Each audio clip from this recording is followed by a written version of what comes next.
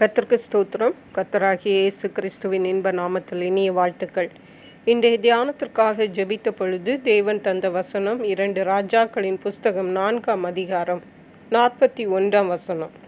அப்பொழுது அவன் மாவை கொண்டு வர சொல்லி அதை பானையிலே போட்டு ஜனங்கள் சாப்பிடும்படி அவர்களுக்கு வார் என்றான். அப்புறம் பானையிலே தோஷம் இல்லாமற் போயிற்று. நம்முடைய கர்த்தராகிய இயேசு கிறிஸ்து தோஷம், சாபம், சாவு இன்னும் எல்லா தீமைகளையும் அகற்றுகிற தேவனாக இருக்கிறார். அவரால் கூடாத காரியம் ஒன்றுமில்லை. இயேசு கிறிஸ்து உலகத்திலே மனுஷ ரூபமாக இருந்த நாட்களில் கூட அநேக அற்புதங்களை, யார் யாருக்கு என்னென்ன தேவைகள் இருந்தோ எல்லாவற்றையும் அவரிடத்தில் வந்த எல்லாருடைய தேவைகளையும் அவர் சந்தித்தார். ஆகவே அவர் ஒரு சர்வ வல்லமையுள்ள தேவன். இந்த தேவனை சேவிக்கிற அவருடைய பிள்ளைகள் ஒவ்வொருவரும் கூட இவ்விதமான வல்லமையை அவர்களுக்கு தேவன் தருகிறார் என்பதை நாம் அறிந்திருக்க வேண்டும்.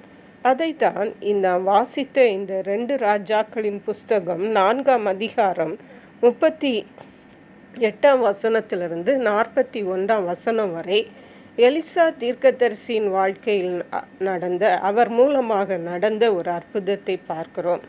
அவர் கில்காலில் இருந்த பொழுது அவர் அங்கே தேசத்திலே பஞ்சம் உண்டாயிற்று. அப்படி இருக்கும் பொழுது ஒரு நாள் அநேக தீர்க்கதரிசிகளின் புத்திரர்கள் அவரிடத்தில் வந்தார்கள். ஆனால் அவர்களுக்கு கொடுப்பதற்கு ஒன்றுமே இல்லை. ஆனால் அவருடைய வேலைக்காரரை அழைத்து அவர், நீ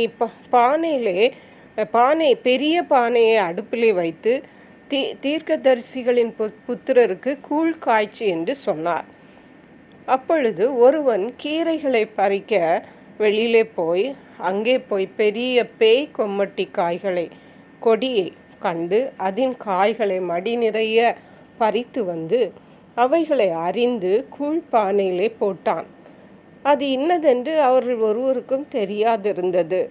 ஆனால் அதை அவர்கள் சாப்பிட்ட பொழுது அங்கே கூழிலே சாவு இருக்கிறது, சாப்பிடக்கூடாமல் தேவனுடைய மனுஷனே பானையில் சாவு இருக்கிறது என்று சத்தமிட்டார்கள். அப்பொழுது எலிசா, மாவை கொண்டு வாருங்கள் என்று சொல்லி அந்த பானையிலே போட்டு ஜனங்கள் சாப்பிடும்படி அவர்களுக்கு வார் என்றான். அதை வை என்றான். அப்புறம் பானையிலே தோஷம் இல்லாமற் போயிற்று. பாருங்கள், போட்ட அது பேய் கொம்மட்டிக்காய், அது சாவு, அது விஷம் நிறைந்தது. ஆனால் அந்த பானையிலே போட்டு மடி நிறைய அதை எடுத்து பானையிலே அரிந்து போட்ட பிறகும் அங்கே அது ஒரு விஷமாக இருந்த பொழுதும் கர்த்தருடைய வல்லமையினாலே தேவனுடைய மனுஷனாகிய எலிசாவின் மூலம் அது தோஷம் இல்லாமற் போயிற்று, அது சாவு இல்லாமற் போயிற்று என்று பார்க்கிறோம்.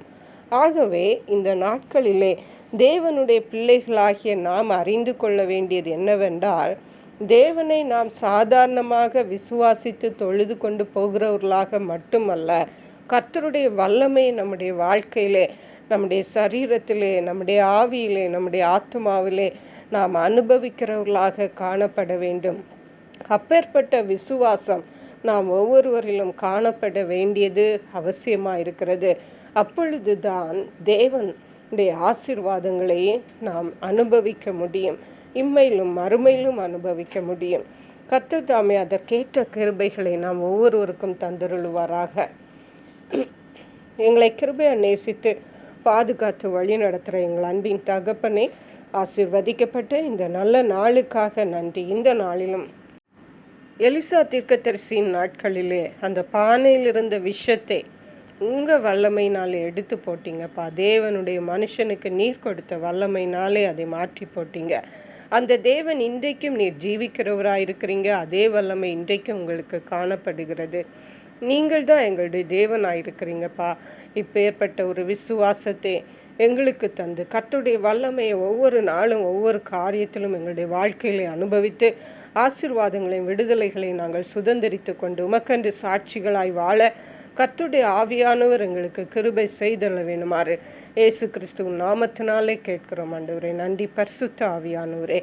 துதிகன மகிமை உமக்கே செலுத்துகிறோம். மீட்பரும் இரட்சகருமாகிய இயேசு கிறிஸ்துவின் இன்ப நாமத்தில் ஜெபிக்கிறோம் எங்கள் அன்புள்ள பரமபிதாவே. ஆமேன். God bless you.